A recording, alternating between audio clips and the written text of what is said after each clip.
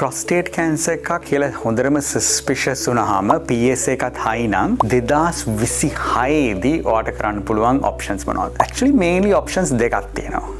එකක් තමයි තව PSA එකක් අව කරලා අපිට repeat කරලා ඉවරලා ඒ value එකේ වෙනස අනුව අපිට decide කරන්න පුළුවන් වෙන test එකක් කරනවා. හැබැයි ඕස්ට්‍රේලියාවේ දැන් increasingly සමහර patients ලා කැමති නෑ ඒ වගේ surveillance strategy එකට. එතකොට ඒගොල්ලෝ කරන්නේ මෙහි තියෙන advanced MRI prostate ඒ කියන්නේ ඒක protocol එකකට අනුව කරන්නේ. ඒක complex study එකක්.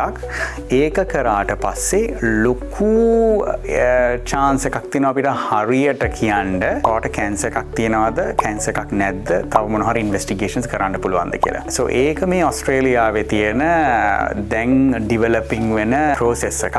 early අපි හැම වෙලාවෙම කරන්නේ තව PS එකක් කරනවා එක්කෝ මොකක් හරි වෙන scan එකක් කරලා ඉවරලා අපි biopsy එකක් කරනවා. දැන් මෙහි ගොඩක් වෙලාවට කරන්නේ MRI prostate according to a prostate protocol and ඒක සෑහෙන sensitive for an area of concern and ඒකේ මොකක් හරි area of concern එකක් තියෙනවා නම් අපි ගොඩක් වෙලාවට robotic or non minimally invasive විදිහට biopsies කරන්න පුළුවන්. ගොඩාක් ඒ වගේ techniques තියෙනවා ඒව කරන්න.